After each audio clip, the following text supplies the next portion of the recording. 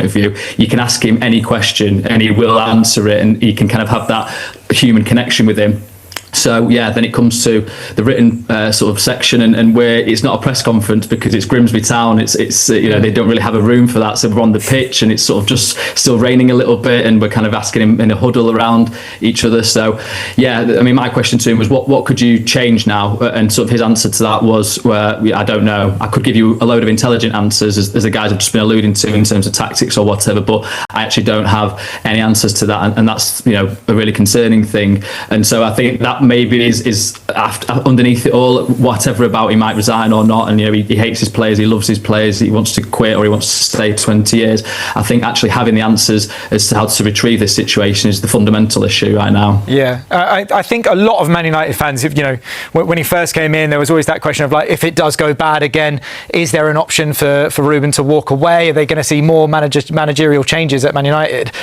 Are we in a situation now where Ruben walking away from Manchester United is a real possibility?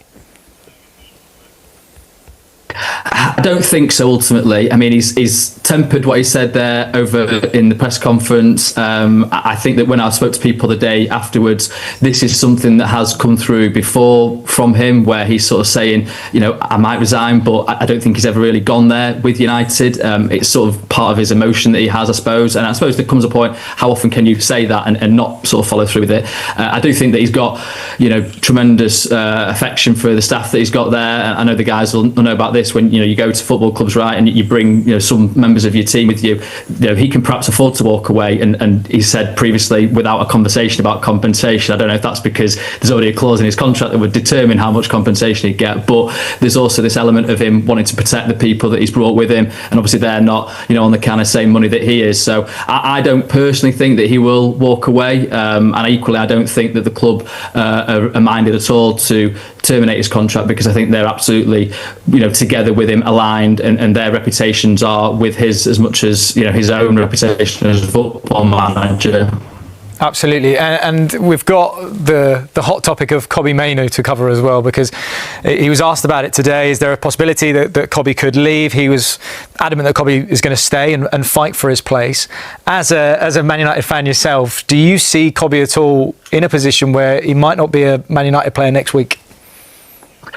United are insisting he's going to stay, but certainly it's a live issue because he wants more minutes. It's a World Cup year, and he's obviously not in Thomas Tuchel's England squad, even though he started the European Championship final in 2024. So yeah, I think it's been an issue that's been bubbling along all summer, really, because I think he sort of saw that he wasn't going to be given those kind of minutes consistently, and the idea would be, from his point of view, alone, so that therefore you can go away, get those minutes, come back. I don't think he wants to sever ties entirely, but it is certainly a live topic. And yeah, at the moment United are saying they won't sanction that. I think they also themselves, different points over the summer, have looked at whether a sale is possible, because he is one of these assets that could generate a lot of money, and he doesn't quite fit, it seems to me, what Ruben Amorim wants from his midfielders. The athleticism, the up and down nature of what he wants from that number 8 position. He sees him competing with Bruno Fernandes, and that's something that I think shows him that he's going to struggle for minutes this season, because you just don't drop Bruno Fernandes. Yeah, fantastic. I mean, Laurie, thank you so much, mate, and we'll speak soon. Thank you so much. Well, look, guys, you hear it from Laurie, obviously big reporter, Man United fan himself. There is that real sense, especially around a player like Kobbie Mainoo, that has got such massive ties with not just the team, with the city, being an academy graduate. Do you see, if you do end up selling Kobbie, is that a failure in just the club and the management side? Oh, absolutely. I don't know why he doesn't like Kobbie Mainoo, I really don't. He was a superstar a couple of years ago, come onto the scene, got in the England squad, went to the tournament. I think he's a fantastic player. I think he's flexible as well. I think he can play as an 8.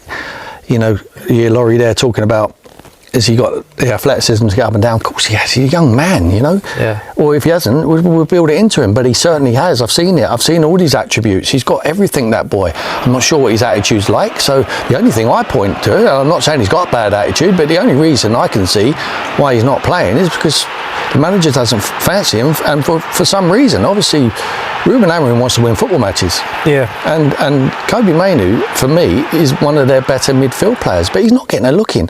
And you have to look elsewhere. If he's saying, like he come out and said the other night, he's fighting for one position with Bruno Fernandes. Yeah. You know, yes, you can drop Bruno Fernandes, or push him forward, but you've just signed 2 players in Burmo and Cunha in them 10 positions. It's going to be very difficult for him to get a game. So I would say to him, I heard what you said. I can play other positions, you know.